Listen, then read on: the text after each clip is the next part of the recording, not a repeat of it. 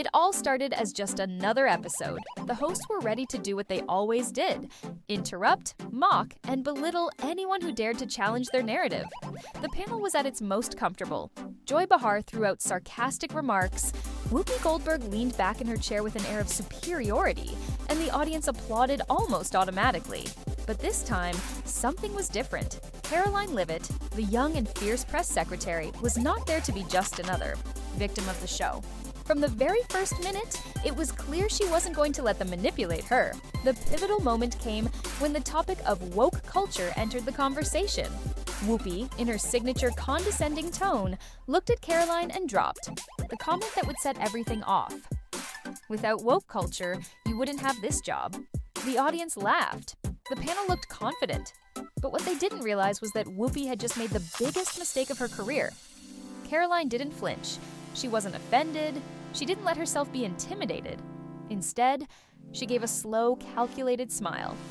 And in that instant, everyone in the studio knew that something big was about to happen. The room filled with tension. Karoline took a breath, and with absolute calm, she responded. "So, I only have this job thanks to the progressive agenda. That's interesting, because what truly got me here is my preparation, my hard work, and my dedication. Something you all seem to forget when it comes to conservative women." The audience fell silent. Even Joy Behar, always quick with a sarcastic joke, avoided making eye contact with Karoline. But Whoopi wasn't about to let the situation slip out of her control. In her signature authoritative tone, she attempted to steer the conversation back in her favor. "Look, sweetheart, what I mean is that without progressive movements, women wouldn't even have a seat at the table. You can't deny history." Karoline didn't blink. She didn't take the bait. Instead, she seized the moment to expose the glaring contradiction within the show.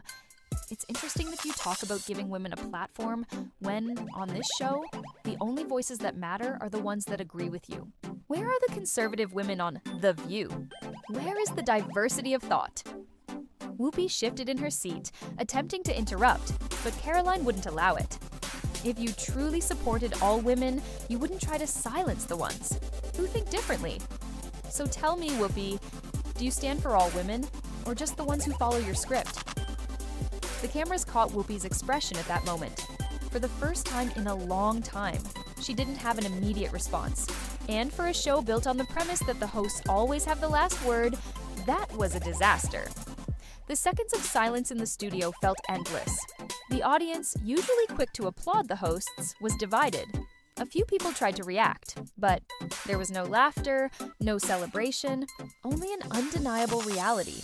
Whoopi Goldberg had just been exposed on live television, and she had no way out. Karoline hadn't just dismantled Whoopi's argument, she had exposed what many had long suspected.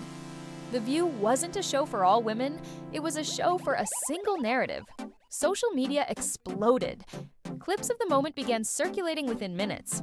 The hashtags, Whoop, exposed, and Karoline Leavitt dominating started trending.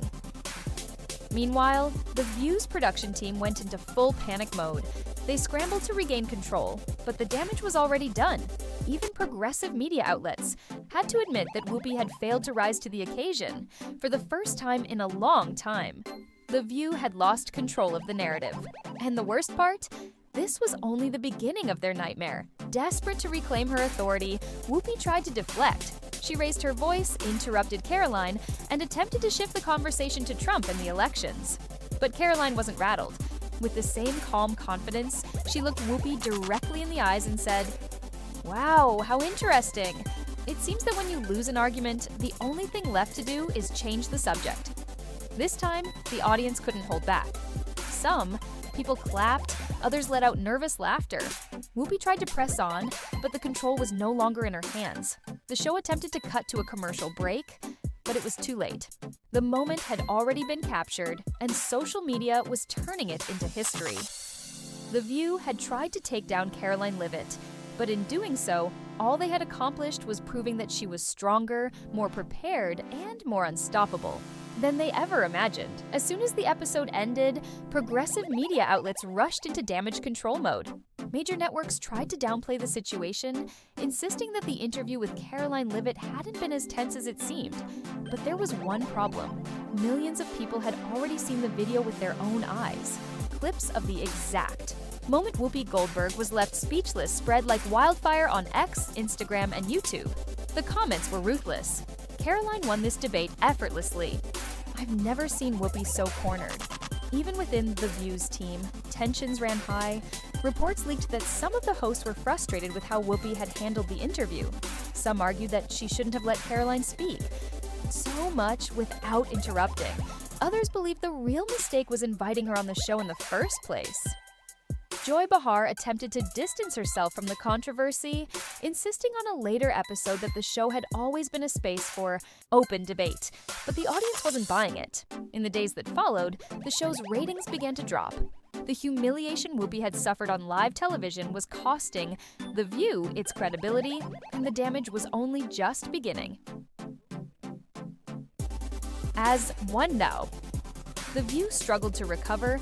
Karoline Leavitt did the smartest thing possible. She seized the moment to amplify her message. In the following weeks, she appeared on more programs, gave interviews, and took to social media to share her side of the confrontation with Whoopi Goldberg. Rather than playing the victim, Karoline was direct and strategic.